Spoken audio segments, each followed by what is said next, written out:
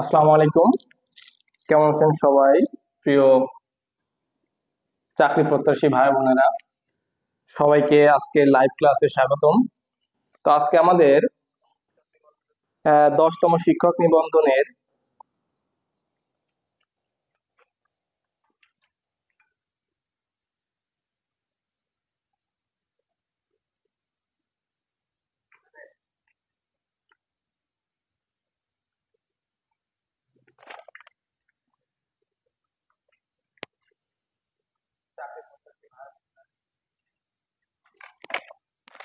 10তম শিক্ষক নিবন্ধনের আমরা স্কুল পর্যায়ের বাংলা প্রশ্নের সমাধান করব। তো আশা করি আপনারা যে গণিতের আহ, ধারাবাহিক ক্লাস দেওয়া হচ্ছে আমার ইউটিউব এবং ফেসবুক পেজে, আপনারা নিয়মিত ক্লাসগুলো করছেন এবং উপকৃত হচ্ছেন। তো রেগুলার এইভাবে ক্লাস দেওয়া হবে, নর্মালি রেকর্ড এবং লাইভ ক্লাস করানো হবে। চেষ্টা করবেন যে আমার ক্লাসগুলো প্রেজেন্ট থাকার জন্য। এতে করে সুবিধা হচ্ছে যে আপনাদের এই ক্লাসগুলো করলে আগামী যে 19তম শিক্ষক নিবন্ধনের যে সার্কুলার আসবে, সেই সার্কুলারের জন্য আপনাদের প্রিপারেশনটা ইনশাল্লাহ ফুলফিল হবে। তো আমরা বেশি কথা না বলে আজকে চেষ্টা করব বাংলার 10তম শিক্ষক নিবন্ধন স্কুল পর্যায়ে যে বাংলার 25টা এমসিকিউ আছে এগুলার সমাধান করেন। আমি বিস্তারিত বলবো না, আমি জাস্ট হচ্ছে প্রশ্ন এবং অ্যান্সার করব, ঠিক আছে? আচ্ছা, তাহলে আমরা প্রথম প্রশ্নে যাই। প্রথম প্রশ্নে কি বলছে, ব্যাকরণ ও ভাষার মধ্যে কোনটি আগে সৃষ্টি হয়েছে? ব্যাকরণ ও ভাষার মধ্যে কোনটি আগে সৃষ্টি হয়েছে? তাহলে আমাদের ইয়েতে দেওয়া আছে, অপশনে দেওয়া আছে ব্যাকরণ ও ভাষার মধ্যে কোনটি আগে সৃষ্টি হয়েছে। অবশ্যই ব্যাকরণ ও ভাষা উভয় একসাথে, কোনোটি নয়।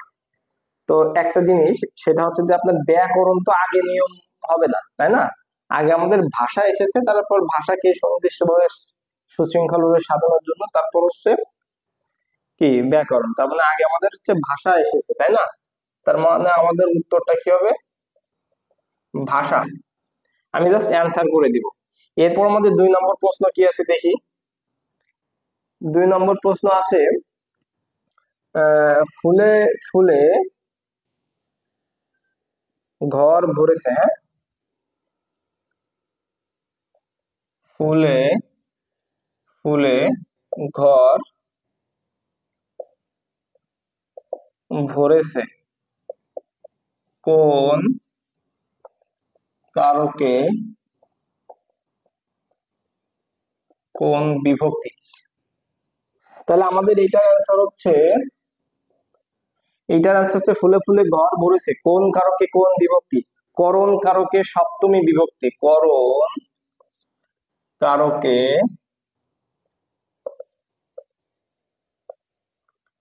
করণ কারকে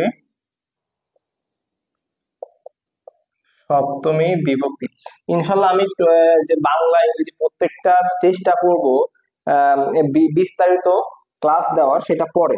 আগে ম্যাথটা শেষ করি, তারপরে দিব সিকুয়েন্স অনুযায়ী। এরপর আমাদের 3 নম্বর প্রশ্ন কি বলছে, নিচের কোন বানানটি শুদ্ধ? নিচের কোন বানানটি শুদ্ধ? তাহলে আমাদের উত্তর কি হবে? উত্তর হবে হচ্ছে চক্ষুষ্মান। চক্ষু দিয়ে মূর্ধন্য ষ দেওয়া, চক্ষুষ মান, দেখেন এই বানানটা। হ্যাঁ, আচ্ছা। তারপর আমাদের কি আছে? তারপর আছে হচ্ছে কোনটি তদ্ভব শব্দের উদাহরণ? কোনটি তদ্ভব শব্দের উদাহরণ? কে কে বলতে পারবে? কে কে বলতে পারবে? আমি প্রশ্ন বলি, কোনটি তদ্ভব শব্দের উদাহরণ? মই, জ্যোৎস্না, পাতা, কাগজ। মই, জ্যোৎস্না, পাতা, কাগজ। দেখেন কোনটি তদ্ভব শব্দের উদাহরণ? অ্যান্সার কি হবে? অ্যান্সার হবে হচ্ছে পাতা। ওকে, আচ্ছা। 5 নম্বর প্রশ্নে আসি। নিচের কোনটি নিত্য স্ত্রীবাচক শব্দ? নিচের কোনটি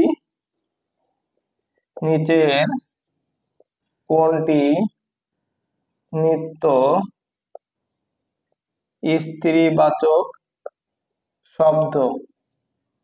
তাহলে উত্তর কি হবে? আমি অপশন দিচ্ছি, দেখি কে কে পারে। কমেন্ট করেন, দ্রুত কমেন্ট করেন।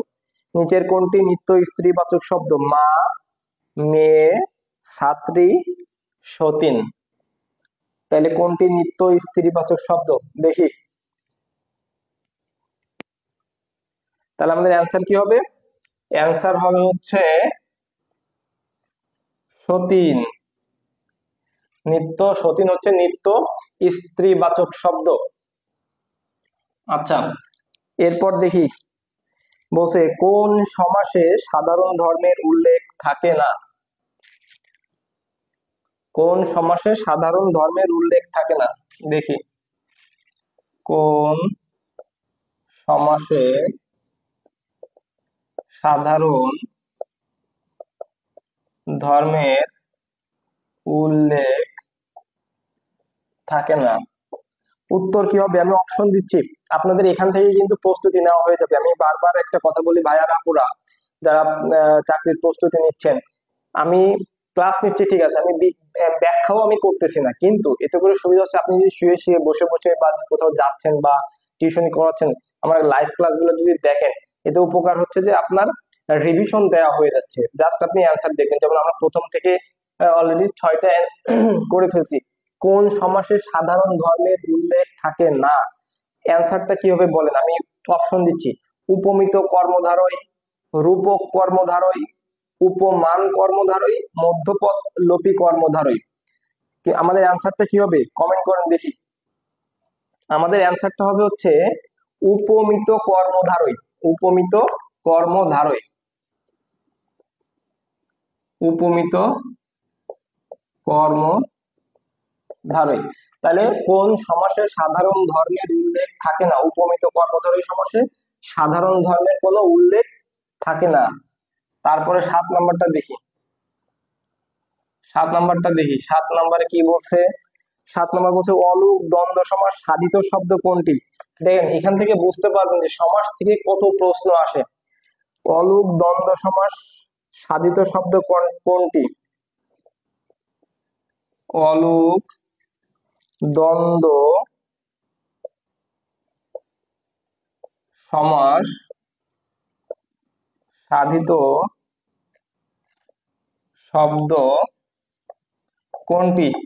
ভাইয়ারা অ্যান্সার করেন, আপুরা অ্যান্সার করেন দেখি কারা দ্রুত অ্যান্সার করতে পারেন, ভাইয়ারা নাকি আপুরা, এবং কারটা সঠিক হয়। তাইলে অলুক দ্বন্দ্ব সমাস সাধিত শব্দ কোনটি? আমি অপশন দিচ্ছি, দুধে ভাতে, দুধে ভাতে, মাতা পিতা, কম বেশি, সাত পাঁচ। দ্রুত অ্যান্সার করেন, কমেন্ট করতে থাকেন। দেখেন আমাদের প্রিপারেশন কিন্তু আমাদের লাইভ ক্লাসে নেওয়া হয়ে যাবে। হ্যাঁ, তাহলে অলুক দ্বন্দ্ব সমাস সাধিত শব্দ কোনটি? উত্তর হবে কি? দুধে ভাতে। দুধে ভাতে। অলুক দ্বন্দ্ব সমাস সাধিত শব্দ কোনটি? দুধে ভাতে। আচ্ছা, এরপর আমরা 8 নম্বর প্রশ্নে আসি। বলছে কি পঙ্কজ এর সমর্থক শব্দ কোনটি?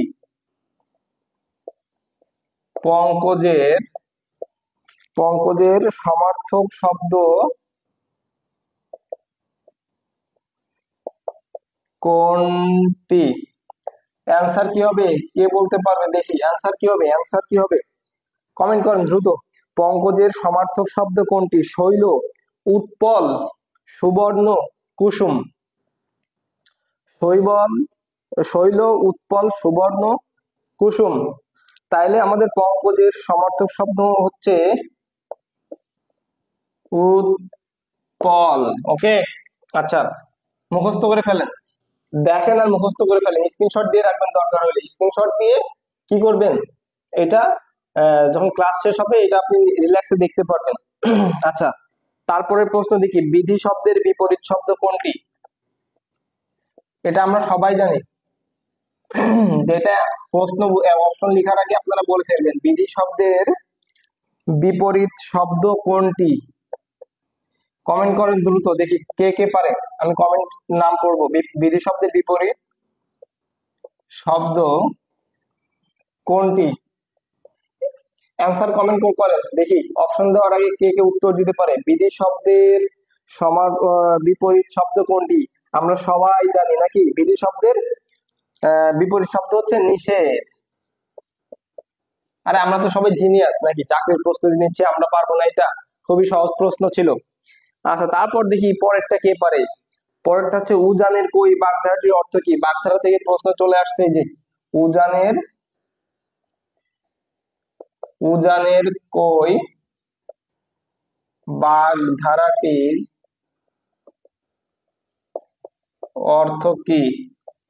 দেখি কে পারে উজানের কই বাগধারাটির অর্থ কি। আমি অপশন দিয়ে দিচ্ছি, অপশন দেওয়ার আগে কে পারে। বিরাট আয়োজন, সহজলভ্য, অপদার্থ, সামান্য পার্থক্য। আমি আবার বলতেছি, উজানের কই বাগধারাটির অর্থ কি? বিরাট আয়োজন, সহজলভ্য, অপদার্থ, সামান্য পার্থক্য। মানে উজানের কই, তাই না? পানি যেমন আচ্ছা উজানে চলে, ইয়েতে চলে, উল্টা চলে মনে হয় এটা আর কি। তাহলে এটার কি হবে? সহজেই তো মাছ চলে আসবে, তাই না? এইটা বলছে কই মাছ, হ্যাঁ। আচ্ছা যাই হোক, সহজলভ্য আমাদের উত্তরটা হবে, যাই হোক উত্তরটা হবে আমাদের সহজলভ্য। ওকে। আচ্ছা আমরা আরেকটু দেখি, তারপরে প্রশ্ন 11 নম্বর দেখি আমাদের কি বলছে। নূপুরের ধ্বনি এক কথায় কি বলে? আমি জানি আপনারা এটা পারবেন। নূপুরের ধ্বনি এক কথায় কি বলে? এই যে এক কথায় কি বলে, উত্তর নূপুরের ধ্বনি এক কথায় কি বলে? নিক্কণ, হ্যাঁ নিক্কণ। কয় বয় মূর্ধন্য, নিক্কণ। নূপুরের ধ্বনি এক কথায় কি বলে? নিক্কণ। তাহলে আমরা প্রথম থেকে একটু রিভিশন দিই, ব্যাকরণ ও ভাষার মধ্যে কোনটি আগে সৃষ্টি হয়েছে? ভাষা। তারপর ফুলে ফুলে ঘর ভরেছে বা ঘর সেজেছে, কোন কারকে কোন বিভক্তি? করণ কারকে সপ্তমী বিভক্তি। তারপরেরটা দেখি, তারপরে কি বলছে। তারপরে বলছে যে নিচে কোন বানানটি শুদ্ধ? চক্ষুষ্মান, ঠিক আছে, মূর্ধন্য ময়াকার দন্তন্য হবে, এটা মাথায় রাখবেন। কোনটি তদ্ভব শব্দের উদাহরণ? পাতা। নিচের কোনটি নিত্য স্ত্রীবাচক শব্দ? সতীন। তাহলে সতীন কি নিত্য স্ত্রীবাচক শব্দ? কোন সমাসে সাধারণ ধর্মের উল্লেখ থাকে না? উপমিত কর্মধারায়। তার মানে উপমিত কর্মধারায় সমাসে কোনো সাধারণ ধর্মের উল্লেখ থাকে না। অলুক দ্বন্দ্ব সমাস সাধিত শব্দ কোনটি? দুধে ভাতে। দুধে ভাতে কি? অলুক অলুক দ্বন্দ্ব সমাস, তাই তো? অলুক দ্বন্দ্ব সমাসে সাধিত পদ। পঙ্কজের সমর্থক শব্দ কোনটি? উৎপল, তাই না? পঙ্কজ। বিধি শব্দের বিপরীত শব্দ কোনটি? নিষেধ, বিধি নিষেধ। উজানের কই অর্থাৎ সহজলভ্য, উজানের কই বাগধারার অর্থ সহজলভ্য। নূপুরের ধ্বনি এক কথায় নিক্কণ, নূপুরের ধ্বনি কি? নিক্কণ। আচ্ছা তার মানে আমাদের 11 পর্যন্ত শেষ।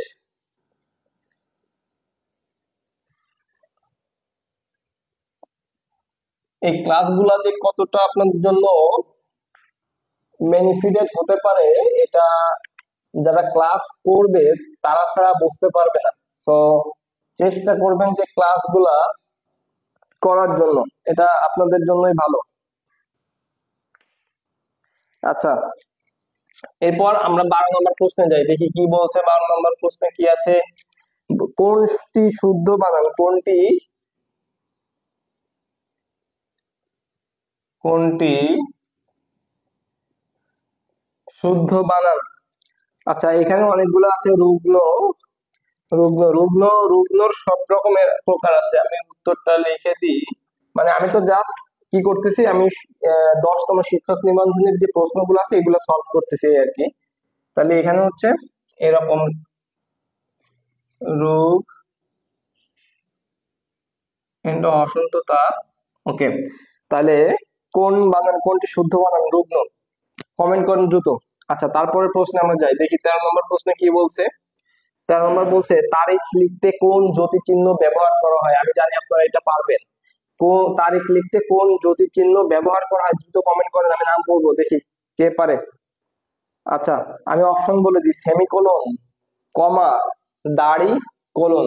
আমরা জানি যে তারিখ লিখতে আমরা কি ব্যবহার করি? তারিখ লিখতে কোন জ্যোতি চিহ্নের ব্যবহার করা হয়? উত্তর কি হবে? কোলন। হ্যাঁ, ওই সরি, কমা। আমরা তারিখ লিখতে কোন জ্যোতি চিহ্ন ব্যবহার করি?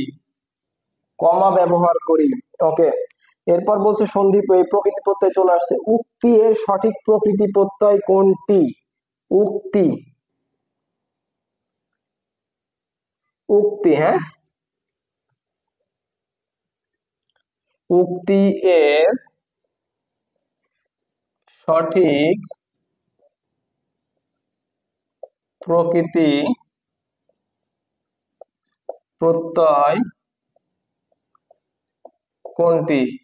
আচ্ছা, কোনো প্রশ্নের অ্যান্সার যদি মনে হয় যে না আমারটা ভুল মনে হচ্ছে, অবশ্যই কমেন্টে জানাবেন যে ভাইয়া এইটা এই হতে পারে অ্যান্সারটা। আমি কিন্তু ইনশাল্লাহ 100% জেনেই করতেছি, তারপর অনেক সময় মিস্টেক হইতে পারে। আচ্ছা, উক্তি এর সঠিক প্রকৃতি প্রত্যয় হচ্ছে, আমি অ্যান্সারটা লিখি, বিশ, এই সরি,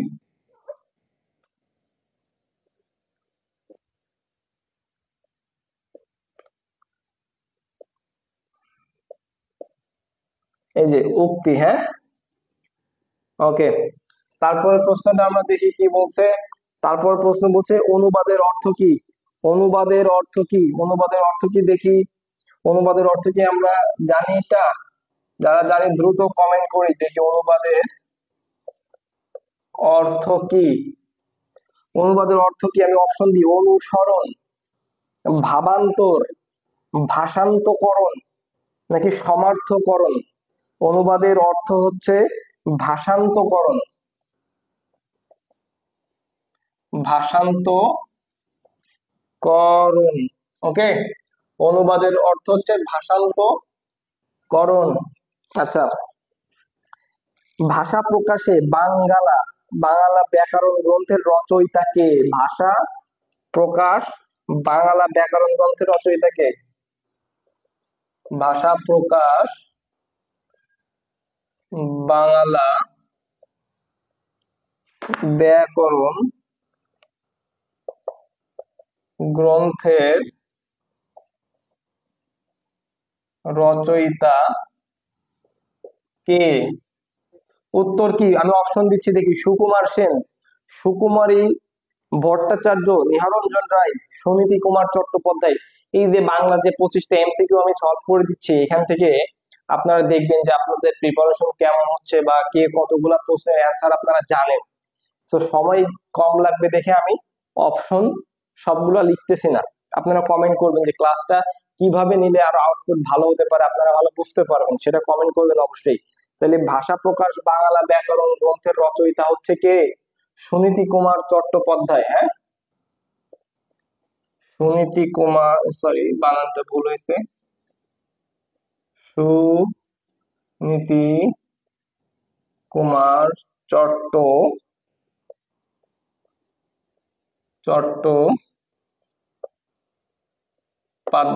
সুনীতি কুমার চট্টোপাধ্যায়। ওকে, তারপরের প্রশ্নে যাই।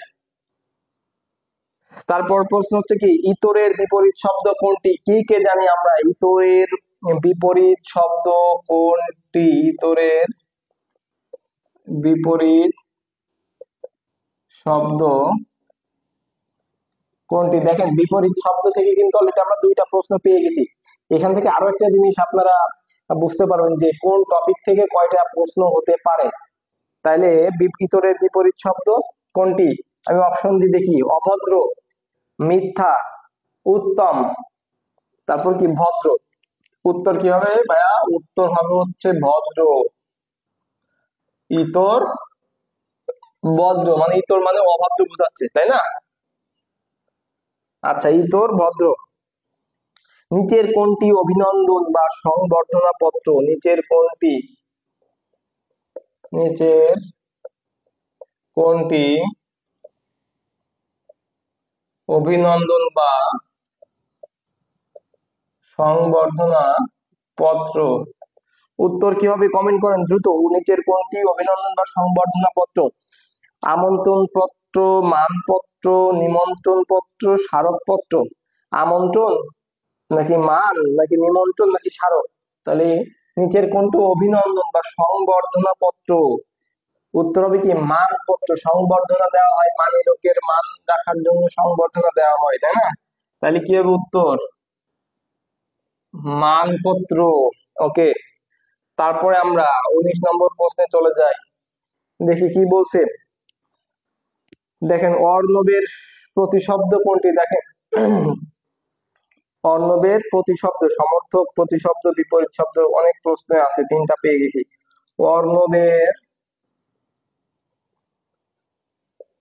অর্ণবের প্রতিশব্দ কোনটি? উত্তর কি হবে? আমি প্রশ্নের অপশন দিচ্ছি, ঝড়, সূর্য, বায়ু, সমুদ্র। ঝড়, সূর্য, বায়ু, সমুদ্র। অর্ণবের প্রতিশব্দ কোনটি? সমুদ্র। আমাদের উত্তর কি হবে? এটা সমুদ্র, তাই না? আচ্ছা, তারপর 20 নম্বর প্রশ্নে যাই, দেখি কি বলছে। 20 নম্বর প্রশ্ন আছে, কোনটি সংস্কৃত তদ্ধিত প্রত্যয়ের উদাহরণ? প্রকৃতি প্রত্যয় থেকে একটা অলরেডি পড়েছি এর আগে, এই যে এই প্রশ্নটা। আবার হচ্ছে আর একটা পেয়ে গেছি, প্রকৃতি প্রত্যয় থেকে অলরেডি 2টা প্রশ্ন পেয়ে গেছি। তাহলে কোনটি সংস্কৃত তদ্ধিত প্রত্যয়ের উদাহরণ? কোনটি সংস্কৃত তদ্ধিত প্রত্যয়ের উদাহরণ? লেখা বোঝা যায়? আমি দ্রুত লিখতেছি। নিচের কোনটি সংস্কৃত তদ্ধিত প্রত্যয়ের উদাহরণ? সেটা হচ্ছে কি, অপশন দিচ্ছে মানব, পানীয়, জয়, স্মারক। মানব, পানীয়, জয়, স্মারক। অ্যান্সার কি হবে? মানব হচ্ছে সংস্কৃত তদ্ধিত প্রত্যয়ের উদাহরণ। আচ্ছা, তারপরের প্রশ্নে দেখি 21 নম্বর কি বলছে। অর্বাচীন শব্দের বিপরীত শব্দ কোনটি? খুব গুরুত্বপূর্ণ একটা প্রশ্ন।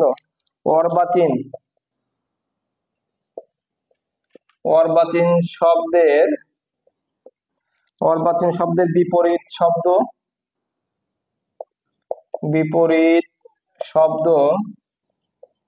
কোনটি?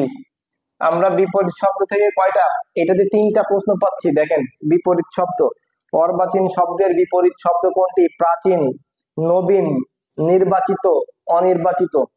তাহলে অর্বাচীন শব্দের বিপরীত শব্দ হচ্ছে প্রাচীন। ওকে, প্রাচীন খুবই গুরুত্বপূর্ণ একটা এমসিকিউ। তারপর 22 নম্বর প্রশ্ন দেখি। 22 নম্বর প্রশ্ন বলছে, কোনটি পারিভাষিক শব্দ? আচ্ছা লিখি, কোনটি পারিভাষিক শব্দ? উত্তর কি হবে? আমি অপশন দিচ্ছি, দেখি কে বলতে পারে, দ্রুত কমেন্ট করেন। কোনটি পারিভাষিক শব্দ? কলেজ, নথি, রেডিও, অক্সিজেন। কলেজ, নথি, রেডিও, অক্সিজেন। কোনটি পারিভাষিক শব্দ? তাহলে পারিভাষিক শব্দ হচ্ছে কি? নথি, তাই তো? নথি হচ্ছে পারিভাষিক শব্দ। তাহলে আমাদের এখানে আমরা দেখতেছি কলেজ, রেডিও, অক্সিজেন এগুলা কোনো পারিভাষিক শব্দ না, অর্থাৎ ডকুমেন্টের বাংলা নথি, তাই তো? তারপরে 23 নম্বর প্রশ্ন দেখি, পাখি শব্দের সমর্থক শব্দ নয় কোনটি? দেখেন পাখি শব্দের সমার্থক শব্দ নয় কোনটি? আচ্ছা, আমি কিন্তু আরেকটা জিনিস বলি, আমি ধরেন যে সমার্থক শব্দ, বিপরীত শব্দ, এইটার থেকে কিন্তু আমি এইটার টপিক ভিত্তিক আমি ক্লাস দিব, বাংলার এটার টপিক ভিত্তিক আমি ক্লাস দিব। আমি চেষ্টা করব যে আপনাদের প্রিপারেশনটাকে, বা 100 মার্কের ভিতরে প্রিলিমিনারি যে 40 পাইতে হয়, 40টা আমি ইনশাল্লাহ আপনাদেরকে পাইয়ে দিব, কথা দিচ্ছি। শুধু আমার সঙ্গে থাকবেন, আমাকে সাপোর্ট করবেন। যারা পেজে দেখছেন, পেজে অবশ্যই ফলো দিয়ে রাখবেন, লাইক দিবেন এবং কমেন্ট তো করবেন। আর সবচেয়ে গুরুত্বপূর্ণ যেটা, সেটা ফ্রেন্ডদের সাথে শেয়ার করবেন অবশ্যই ভিডিওগুলা। আর যারা ইউটিউবে দেখছেন, অবশ্যই ইউটিউবে কি করবেন, সাবস্ক্রাইব করবেন। হ্যাঁ, লাইভ ক্লাসগুলা কিন্তু ওনলি ফেসবুক পেজেই আপনারা করতে পারবেন। সো 40 পেতে চান, যদি প্রিলিমিনারিতে আপনি কোয়ালিফাই করতে চান, তাহলে অবশ্যই মনোযোগ সহকারে কি করতে হবে, আমার লাইভ ক্লাস বলেন বা নর্মালি রেকর্ড ক্লাস বলেন, এগুলা করতে হবে। আচ্ছা, তাহলে পাখি শব্দের সমর্থক শব্দ কোনটি? পাখি শব্দের সমর্থক শব্দ হচ্ছে, সমর্থক শব্দ নয় কোনটি? তাহলে অপশনে আছে হচ্ছে বিহগ, গরুড়, তারপর প্রেত, বিহঙ্গ। তাহলে পাখি শব্দের সমর্থক শব্দ বিহগ, গরুড়, বিহঙ্গ, তাই না? নয় হচ্ছে প্রিপ। উত্তর হবে কত? উত্তর হবে পয়েরি প্রিপ। ওকে। আচ্ছা, এরপরে আমরা 24 এবং 25, 24 এবং 25 আর দুইটা এমসিকিউ আছে আমাদের।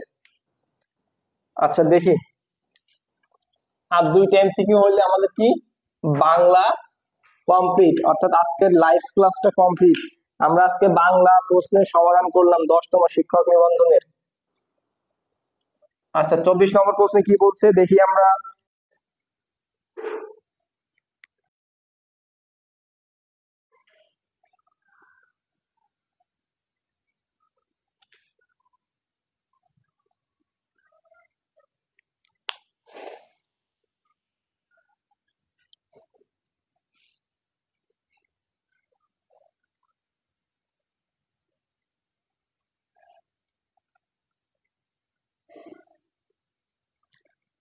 আচ্ছা আমি দুঃখিত।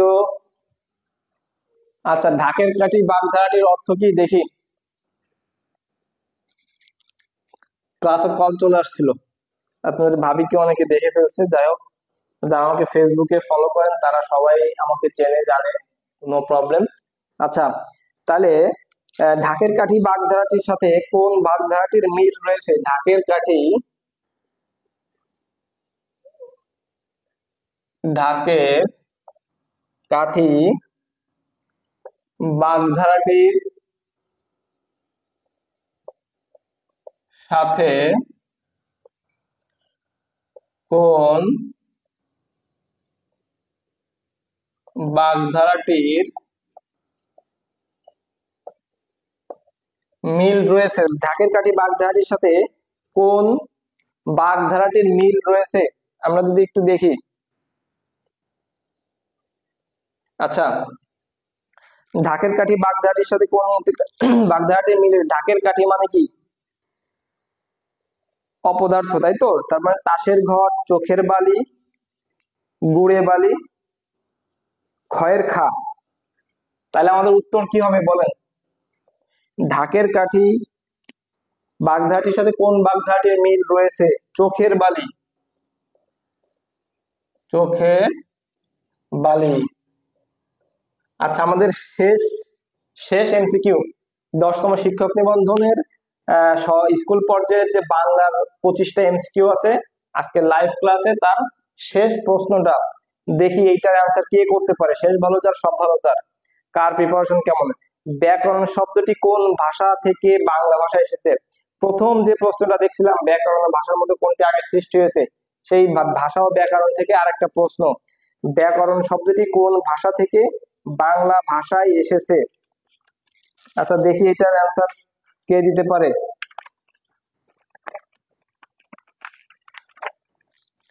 ব্যাকরণ ভাষাটি কোন ভাষা থেকে বাংলা ভাষায় এসেছে? আচ্ছা,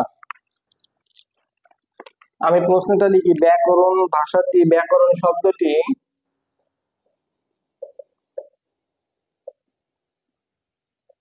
শব্দটি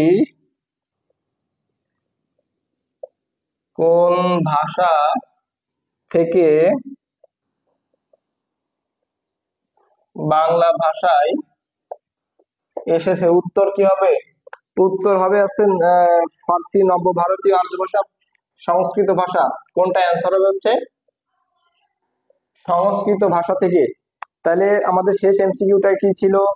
ব্যাকরণ শব্দটি কোন ভাষা থেকে বাংলা ভাষায় এসেছে? দ্রুত কমেন্ট করেন দেখি কে কে আজকের ক্লাসটা করলেন এবং কেমন করলেন। তাহলে আমাদের হচ্ছে 10তম শিক্ষক নিবন্ধনের যে বাংলার প্রশ্ন ছিল সেটা 25টা এমসিকিউ আজকে আমরা লাইভ ক্লাসে সলভ করে ফেলছি ইনশাল্লাহ। আমাদের 10তম শিক্ষক নিবন্ধনের যে গণিতের 25টা এমসিকিউ এর সিরিজ অলরেডি ইউটিউব এবং ফেসবুক পেজে ক্লাস আপলোড দেওয়া হচ্ছে। আশা করি ক্লাসগুলো আপনারা কন্টিনিউ করছেন। তাহলে আমি একটু মোরাল অফ দ্য স্টোরি বা আমাদের যে আজকের ক্লাসের সারমর্ম যেটা সেটা একটু বলি। সেটা হচ্ছে আমাদের দেখেন ব্যাকরণ ভাষা থেকে 2টা প্রশ্ন আছে, বিপরীত শব্দ থেকে 3টা প্রশ্ন, 2টা না 3টা প্রশ্ন আছে, প্রকৃতি প্রত্যয় থেকে 2টা পেয়েছি, তারপরে হচ্ছে আপনার সমাস থেকে প্রায় 4-5টা প্রশ্ন আছে, ঠিক আছে। শুদ্ধ বানান থেকে আছে 2টা। তাহলে মানে আপনি বুঝতে পারছেন, এই ক্লাসগুলো করলে বুঝতে পারছেন যে আমাদের ক্লাস পরীক্ষার যে প্রশ্নগুলো আছে প্যাটার্নটা কেমন হবে, কোন টপিক থেকে কতগুলা প্রশ্ন আসতে পারে। হ্যাঁ, তো এই ধারণাগুলো আপনি ক্লাসগুলো করলে পাবেন এবং 100-র ভিতরে 40 ইনশাল্লাহ আপনারা ইজিলি পাবেন। তো যাই হোক, আমরা আজকে বাংলা সমাধান করেছি। ইনশাল্লাহ নেক্সট লাইভ ক্লাসে আমরা কি করব, ইংলিশের সমাধান করব। এভাবে প্রত্যেক ইংলিশ, বাংলা আর হচ্ছে আমরা সাধারণ জ্ঞান 3টা লাইভ ক্লাসে এক একটা শেষ করে দেব। আর ম্যাথের যেটা আছে এটা তো আমি নর্মালি রেকর্ড করাচ্ছি, তো আমরা এভাবে একটা একটা করে শেষ করে দিব। আমরা 10তমের পর আমরা 11তম করব, স্কুলের পর আমরা কলেজ করব, এইভাবে ধারাবাহিকভাবে করব, ঠিক আছে। আচ্ছা, ভালো হতো যে আমাদের এগুলো যদি বিস্তারিত ডিটেলস করতে পারতাম, কিন্তু ভাই এগুলো ডিটেলসে করতে গেলে আহ, আমারও অনেক বেশি পরিশ্রম করতে হবে এবং সময় বেশি লাগবে ক্লাসগুলাই, ঠিক আছে। তো আজকে আর বেশি কথা বলবো না। ক্লাসগুলা কেমন লাগলো বা কে আমাকে কেমন করে ক্লাস নেওয়ার জন্য সাজেস্ট করেন বা কোথায় কোনো সমস্যা হলে অবশ্যই কমেন্ট করে জানাবেন। ইনশাল্লাহ আমি সেভাবে নিজেকে তৈরি করব এবং সেভাবে ক্লাস নেওয়ার চেষ্টা করব। তো আজকের ক্লাসটা এখানে শেষ করতেছি। বেশি বেশি করে ফ্রেন্ডদের সাথে শেয়ার করবেন, হ্যাঁ। তো আগামী লাইভ ক্লাসে দেখা হবে। আমি ফেসবুক পেজে জানিয়ে দিব যে কবে আবার লাইভে আসবো। আর হচ্ছে যেটা বলছিলাম, এই ক্লাসগুলো কিন্তু শুধু টিচিং টিউটর বাংলার যে ফেসবুক পেজ আছে সেখানেই করানো হবে, এটা ইউটিউবে দেওয়া হবে না। সো অবশ্যই পেজে ফলো দিয়ে অ্যাক্টিভ থাকবেন। তো আজকের মতো এখানে বিদায় নিচ্ছি। আল্লাহ হাফেজ।